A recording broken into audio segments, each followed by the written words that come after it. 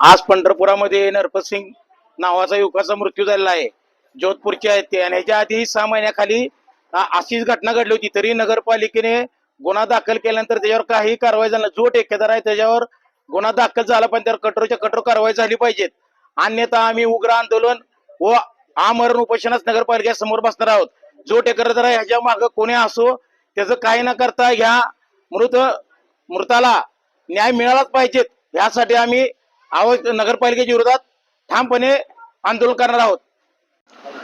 जोधपूर जिल्हा येथील नरपतसिंग हा नावाचा युवक आपल्या पंढरपूर नगरपालिकेच्या स्विमिंग जलतरण तलाव येथे पोहण्यासाठी गेला असताना त्याला तिथला पाण्याचा अंदाज न आल्याने त्याचा बुडून मृत्यू झालेला आहे. या घटनेचा प्रथम मी जाहीर निषेध करतो. नगरपालिका प्रशासनाने हे कोण जे ठेकेदार असतील याच्यावरती मनुष्यवधाचा गुन्हा दाखल करण्याची आम्ही या ठिकाणी मागणी करतो. त्या ठिकाणी सुरक्षा रक्षक होते का, त्यांच्याकडे लाईफ जॅकेट होते का, असे तिथले सीसीटीव्ही फुटेज तपासून ह्या ठेकेदार असतील ठेकेदारावर योग्य ती कारवाई व्हावी, मनुष्यवधाचा गुन्हा दाखल व्हावा. जर मनुष्यवधाचा गुन्हा जर दाखल नाही झाला तर आम्हाला नगरपालिका प्रशासनाच्या विरोधात तीव्र आंदोलन छेडावे लागेल.